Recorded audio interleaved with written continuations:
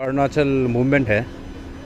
हम लोग बेसिकली कैंपा के बारे में लोगों को बताना चाह रहे थे, तो इसलिए आज आए यहाँ पे। तो हमने कैंपा के बारे में इन लेंथ बताया, क्योंकि Campa itself is a very complex आपका सब्जेक्ट।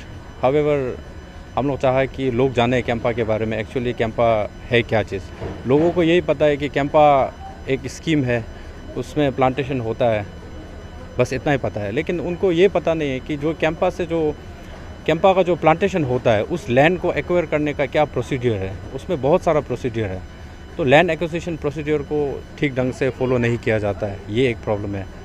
दूसरी बात है, जो हमारा अरुणाचल का जो फॉरेस्ट डिपार्टमेंट है, तो जो कैंपा का फंड को यूज़ कर रहा है, उसको यूज़ करने का मतलब एक गाइडलाइंस और एक्ट बना हुआ है। जो एक्ट जो है आपका सुप्रीम कोर्ट ने बनाया है 2016 में, जिसको हम लोग CAF 2016 रूल के नाम से भी जानते हैं, उसका पूरा उल्लंघन है, उसका पूरा वायलेशन है।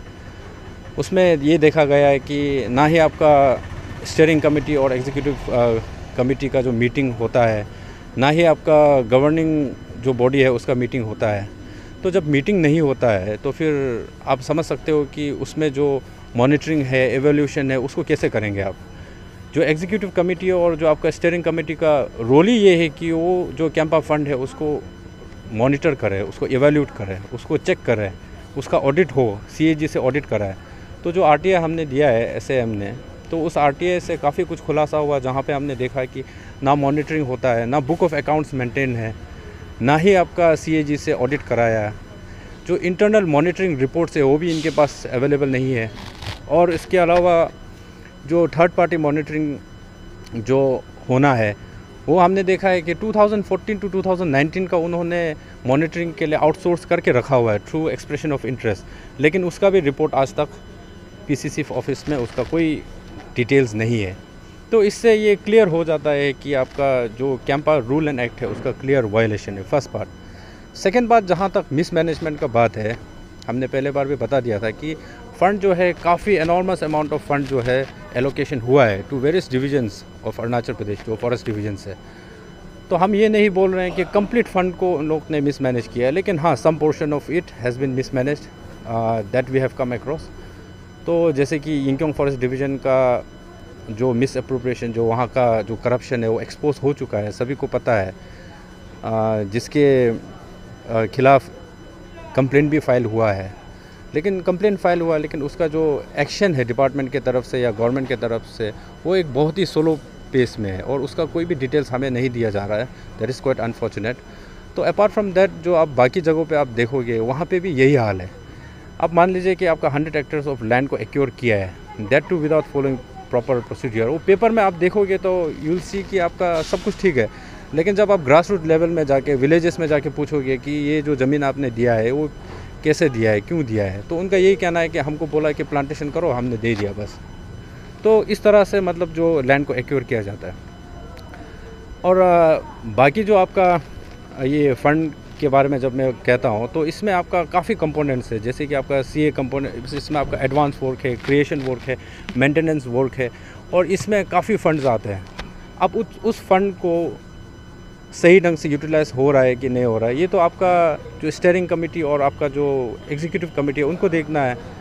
जब वो ये बता रहे हैं कि उनके पास ना मॉनिटरिंग या इवोल्यूशन का कोई मतलब हिसाब किताब नहीं है, तो फिर हम कैसे विश्वास कर लें कि फ़ंड जो है जुडिशियसली यूज़ हो रहा है। तो बेसिकली हमारा जो आज का जो प्रेस ब्रीफिंग का मेन मुद्दा, जो मेन मोटो यही है कि जो कैंपा है उसको अच्छी तरह से इम्प्लीमेंट किया जाना चाहिए, उसका स्ट्रीमलाइनिंग होना चाहिए, जो रूल एंड एक्ट है उसको फॉलो करना चाहिए। Thank you. सर, जैसे कि आपने बैक मंथ से जो 4 जुलाई में आपकी टीम ने फिर प्रेस ब्रीफिंग किया था, तो उसमें कुछ पायम जो कि सियांग डिस्ट्रिक्ट में पड़ता है, जो पायम विलेज के एक्शन जो है बहुत ही स्लो पेस में है, एक्शन ना के बराबर है। हमें आज तक एक्शन का कोई रिपोर्ट नहीं मिला है। एक्शन को लेके हमने PCC ऑफिस में जाके, आपका जो एडिशनल PCC उनको भी मिला, उनको हमने पूछा कि जो एक्शन है आप लोग कहाँ तक लिया है, आपका प्रोग्रेस क्या है। तो हमने इसके जो सब्जेक्ट में हमने RTI भी दिया, तो RTI से हमको जो रिप्लाई मिला वो साफ़ तौर से ये कहा गया है कि इन्फॉर्मेशन जो इंक्वायरी है वो प्रोग्रेस में है, प्रोसेस में है। Until and unless inquiry complete होता है, हम इनके जो भी आपका कंटेंट्स है उसको शेयर नहीं कर सकते, क्योंकि अगर इसको शेयर करें तो जो इंक्वायरिंग जो कमिटी है उनका लाइफ को डेंजर है।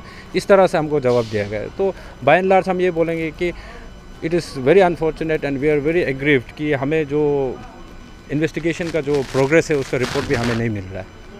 और जो डिपार्टमेंट की ओर से जो इस स्कीम जो बस्ती जो विलेज वाइज जो स्कीम सैंक्शन किया जाता है, तो इसका अभी तक का कुछ अपडेट आया है न्यू? नहीं, जो सैंक्शंस है वो तो हमारे पास हमने वो APOs में आपका जो ई पोर्टल है, जो आपका जो PCCF का जो आपका वेबसाइट है उसमें आप चेक करोगे तो आपको वहाँ मिल जाएगा। तो अभी वो इम्प्लीमेंट किस ढंग से हो रहा है वो तो हमें फिर जाके देखना होगा, लेकिन जो हमारा फाइंडिंग्स था उसमें हमने पाया है कि उसमें आपका पूरा जो रूल है वो उसको वायलेट किया और पैसा को भी मिसमैनेज किया है। उसमें ये हमने देखा है कि जिसके लिए APO बनाया, मतलब आपका APO बनाया, एनुअल ऑपरेटिंग प्लान होता है, जहाँ पे जियो कोऑर्डिनेट्स है, जिस जगह पे आपका प्लांटेशन होना था वहाँ पे नहीं करके किसी प्राइवेट लैंड में किया गया था, और उसके लिए कोई 2-3 लोगों को पैसा दे के ख़त्म कर दिया था।